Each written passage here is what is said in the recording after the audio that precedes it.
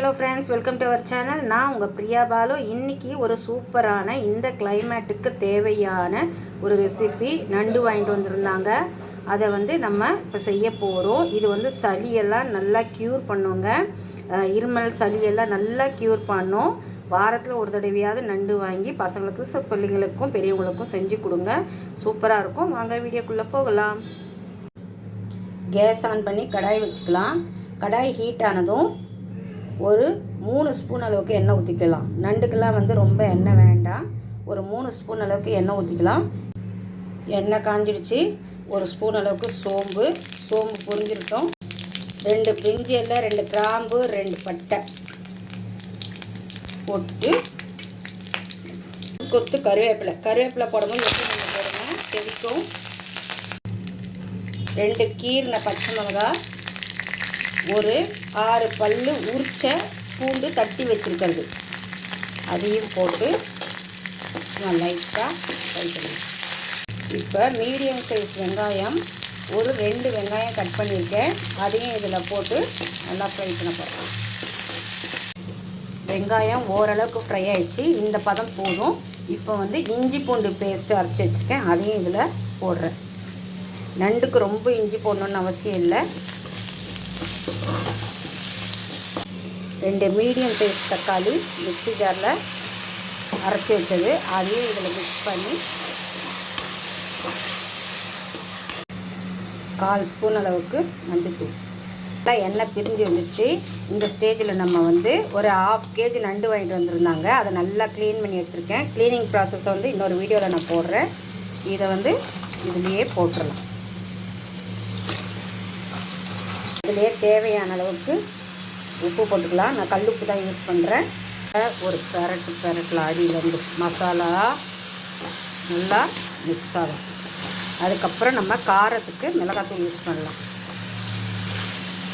வெங்காயம் தக்காளியோட மசாலாலாம் பரட்டியாச்சு. காரத்துக்கு ஒரு 1/2 ஸ்பூன் மிளகாத்தூள் போடுறேன். வீட்டு மிளகாத்தூள் தான். ஏன் இது கம்மியாக போடுறேன்னா, நம்ம மிளகு அரைச்சி ஊற்ற போகிறோம். தேங்காவோடு சேர்த்து மிளகு மசாலாவை அரைச்சி ஊற்ற போகிறோம். அதனால் நான் மிளகாத்தூள் கம்மியாக யூஸ் பண்ணுறேன். நண்டுக்கெல்லாம் மிளகு போட்டால் தான் சளி இருமலெல்லாம் நமக்கு சளியெல்லாம் கரைஞ்சி வெளியே ரிலீஸ் ஆகும். மிளகாத்தூள் எல்லாம் சேர்த்து நல்லா பரண்டு வந்துடுச்சு. இப்போ நம்ம தேவையான அளவுக்கு தண்ணி ஊற்றிக்கலாம். கம்மியாகவே ஊற்றிக்கலாம். நம்ம ஒரு 2 டம்ளர் அளவுக்கு ஊற்றினா போதும். என் நண்டு ரொம்ப நேரம் வேகணும்னு அவசியம் இல்லை. ஒரு 5 மினிட்ஸ் 10 மினிட்ஸ்லேயே வெந்துடும்.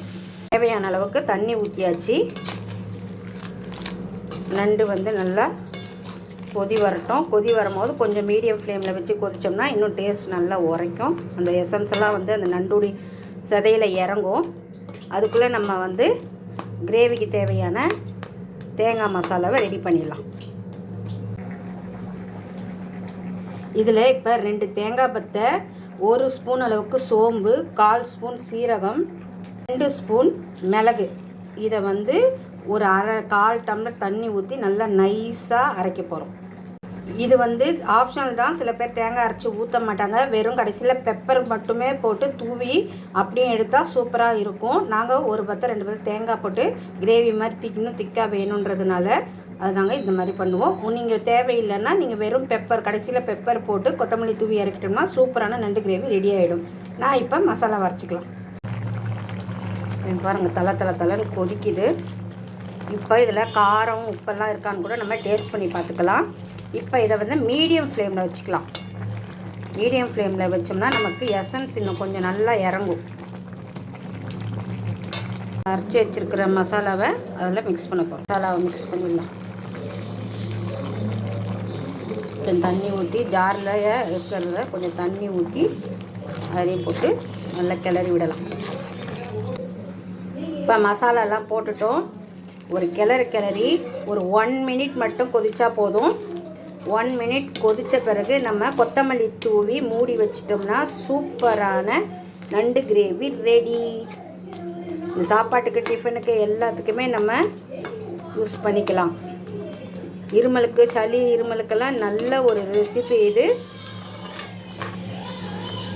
இந்த வீடியோ பிடிச்சிருந்தா லைக் பண்ணுங்கள், ஷேர் பண்ணுங்கள், கமெண்ட் பண்ணுங்கள். தேங்க்யூ.